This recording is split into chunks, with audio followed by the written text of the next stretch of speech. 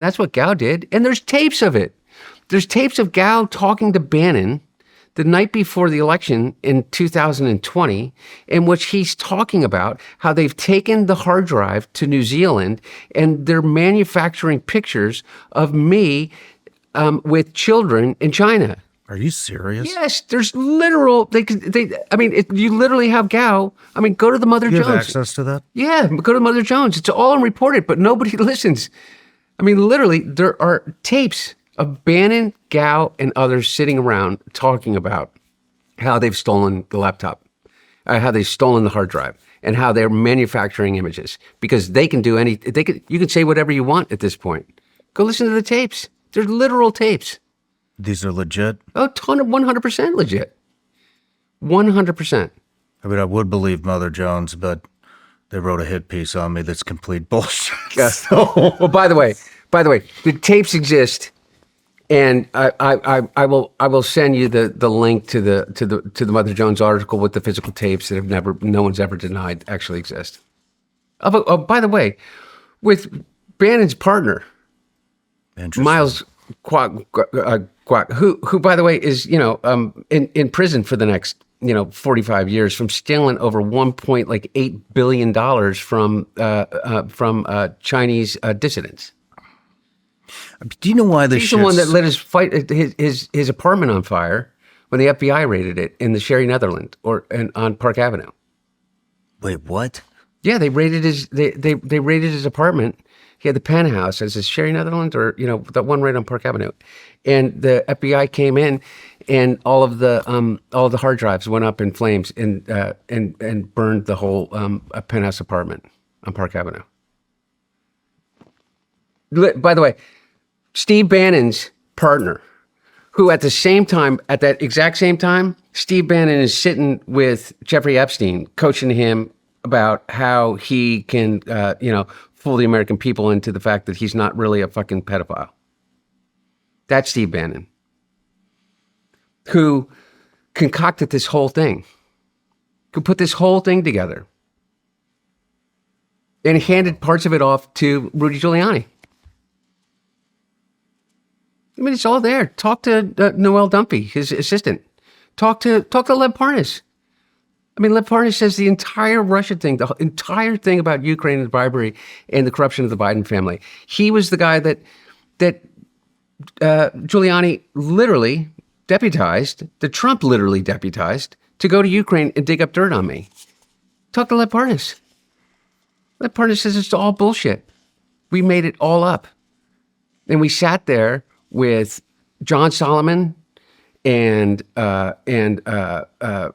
Ken Vogel of the New York Times and Rudy and what's his name? I'm going to get names wrong and I'm going to get sued. But my point is, it's all there.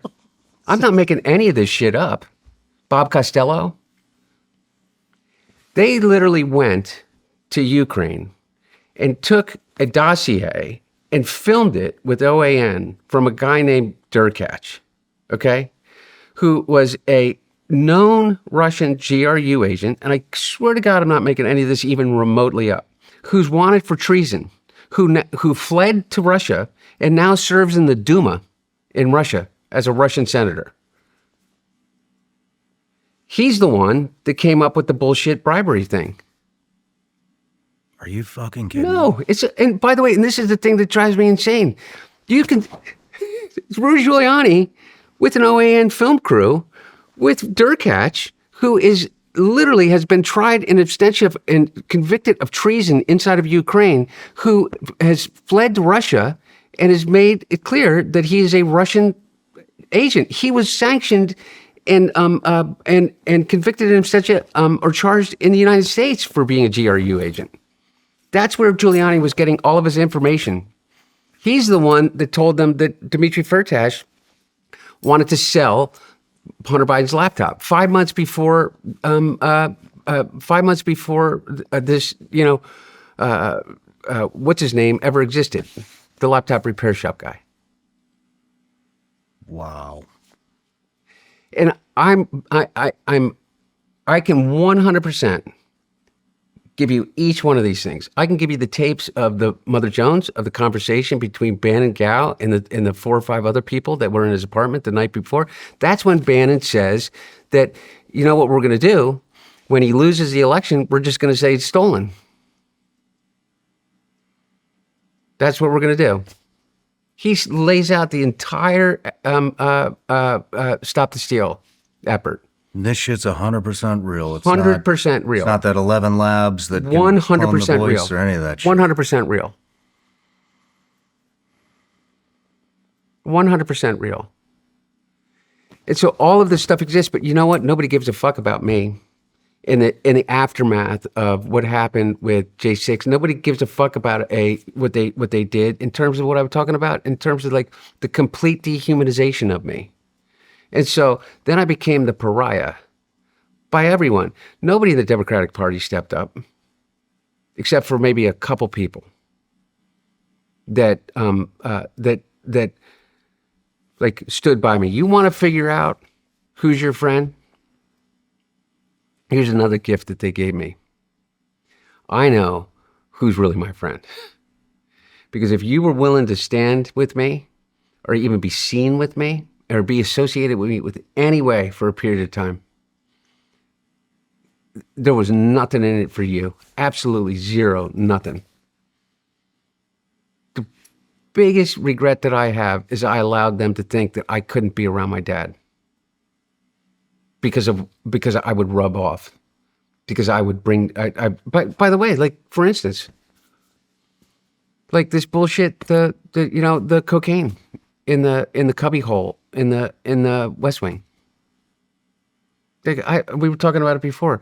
Like, on what fucking planet am I walking in off of West Exec Avenue with my own Secret Service detail, stopping by the cubby in the situation for that before you go into the situation room, and deciding that I'm going to put a baggie of cocaine into the cubby hole before I make it on my way to the residence. In what world? In what world does that make even the most insane drug addict like sense of anything? But you know how many people fucking believe that? You've had guests on here who come and accuse me of actually that being mine. But that could be, I wasn't even there. You know how much time I spent in the White House over the course of the 4 years? I'd say no more than maybe 8 to 10 days a year, the entire time that my dad was in office. And this is a family that does everything together. You know how hard that was for me? Not to be there? Just to be there for him. Like, he didn't have my brother. And then and basically virtually lost me because I allowed people to people around him that I'll never forgive for not pushing back. And then you start to think, well, you're the drug addict, Hunter. You're the one that put yourself in those rooms. You're the one that allowed those pictures to be taken or took. You're the one that, allowed your stuff to be stolen or lost. You're the one that embarrassed the family. So best just to stay away. Fuck that, man. I figured out, a while back is that was exactly what they